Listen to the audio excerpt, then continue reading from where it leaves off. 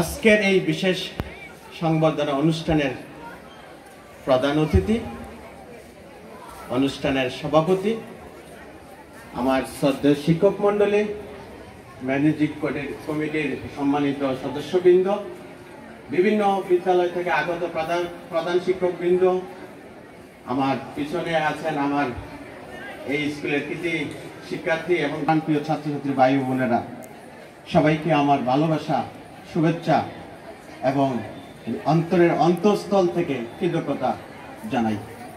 করলাম আপনারা আমার জন্য দোয়া করবেন, যেন আপনাদের এই ভালোবাসায়, যেই ছেলেটা, গ্রামের ছেলেটা কথা বলতে পারতো না, একটা সাদা প্যান্ট নীল শার্ট পরার স্বপ্ন দেখা বাংলাদেশের বিভিন্ন প্রতিষ্ঠান থেকে পড়াশোনা করে আমার স্কুলের অর্জন এবং আমার শিক্ষকদের অর্জন।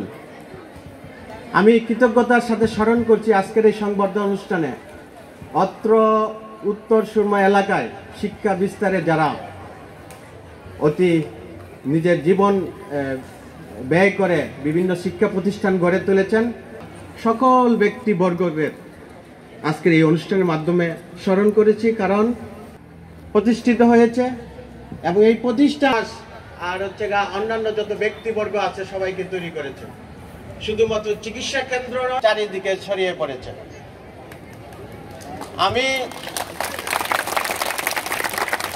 যেই ছেলে মেয়েরা যে জায়গায় বসে আছে, এখানে একবার আমার এক শিক্ষক মহোদয় আমাকে আমার সফলতা অর্জনের বড় একটা পথ তৈরি করে দিয়েছে। আমি আজকের এই প্রোগ্রামে আমার এই ক্ষুদ্র জীবনের সংগ্রামী যে পথ চলা, সেই পথ চলায় অনেক মানুষের অবদান আছে, অনেক বিদ্যাপীঠের অবদান আছে, অনেক ব্যক্তিবর্গের অবদান। আমি সবাইকে স্মরণ করছি, গ্রামের মক্তব থেকে শুরু করে আমার যে প্রাইমারি স্কুল আছে, হাই স্কুল, কলেজ, বিশ্ববিদ্যালয়, সকল শিক্ষকদেরকে আজকের এই সংবর্ধনা অনুষ্ঠানে আমি তাদের স্মরণ করছি এবং কৃতজ্ঞতা জ্ঞাপন করছি। সর্বশেষ আমি শুধু একটি কথা, আমি যখন এখানে সুনামগঞ্জ জেলায় 2000 সালে সর্বোচ্চ সংখ্যক মার্ক পেয়ে সারা জেলাতে প্রথম স্থান অধিকার করি, তখন আমার পারিবারিকভাবে সিদ্ধান্ত হয়েছিল আমি পুলিশে যাই, পুলিশে সৈনিক পদে যাই। এবং আমার যে প্রয়াত বাবা এবং আমার যে এখন শিক্ষাগুরু আছেন ফাদার দিলীপ সরকার, তারা হতবাক হয়ে গিয়েছিলেন, তুমি পুলিশ হবা কেন, তুমি ভালো প্রতিষ্ঠানে পড়বা। কিন্তু সত্যি করতে মার্কস যদি পাই না কেন, ভালো প্রতিষ্ঠানে পড়ার মতো অর্থনৈতিক সচ্ছলতা আমার পরিবারের কখনো ছিল না। তখন ফাদার বলল ডম কলেজে পড়বা।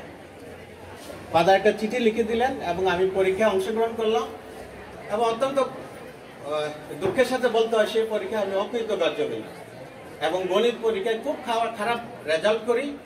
তখনকার যে প্রিন্সিপাল, সায়েন্স পড়ার যোগ্যতা নাই, তুমি অঙ্কে খুবই দুর্বল, তুমি আর্টস পড়ো।